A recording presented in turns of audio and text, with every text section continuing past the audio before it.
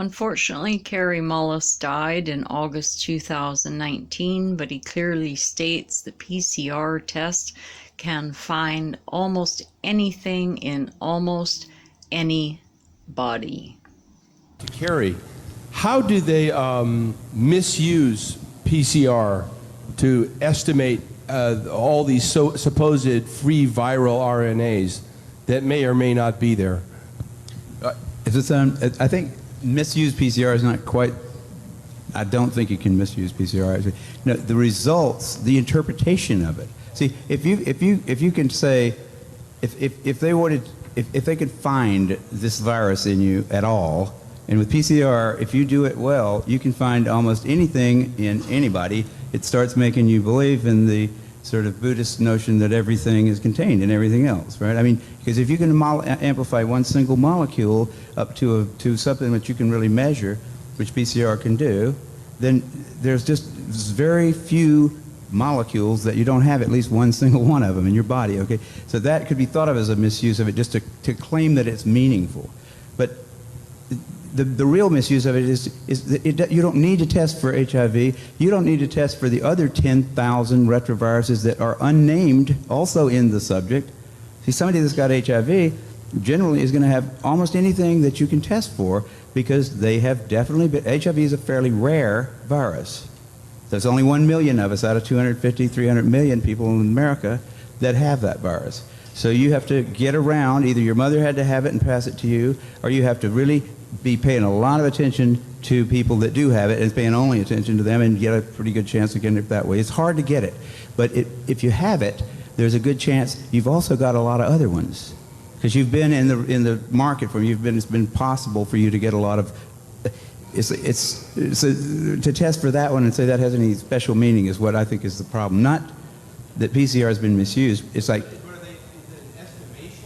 It's not an estimation. No, it's a really quantitative thing. It tells you something about nature and about what's there, but it allows you to take a very minuscule amount of anything and make it measurable, and then talk about it in meetings and stuff like it is important. See, that's not a misuse. That's just sort of a misinterpretation. It is. No, there's very little of what they call HIV, and what's been brought out here by Phil Pott and Isai already. The measurement for it is not exact at all. It's not as good as our measurement for things like apples. An apple is an apple. You know, you can get something that's kind of like, if you got enough things that look kind of like an apple and you stick them all together, you might think it was an apple. But and HIV is like that. Those tests are all based on things that are invisible, and the results are inferred in a sense. PCR is separate from that. It's just a process that's used to make a whole lot of something out of something. That's what it is. But it's not. It doesn't tell you that you're sick, and it doesn't tell you that the thing you ended up with really was going to hurt you or anything like that. That's what it's not. So even if you believe in HIV, it can't tell the difference between virus particles or active live virus. I mean, there's a lot of questions. Even if there is some asymptomatic transmission, in all the history of respiratory-borne viruses of any type, asymptomatic transmission has never been the driver of outbreaks. Not just general testing and PCR testing, whether you should test asymptomatic people, just symptomatic, how many contacts.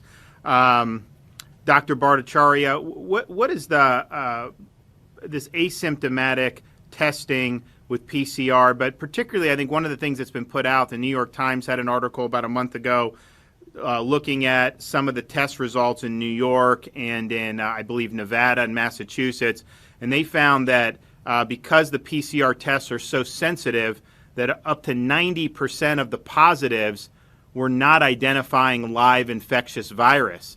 And then I think there's other studies that have come out. I know Oxford's Center for Evidence-Based Medicine says that if you have such high sensitivity, you cannot be there's no guarantee you're even identifying live virus.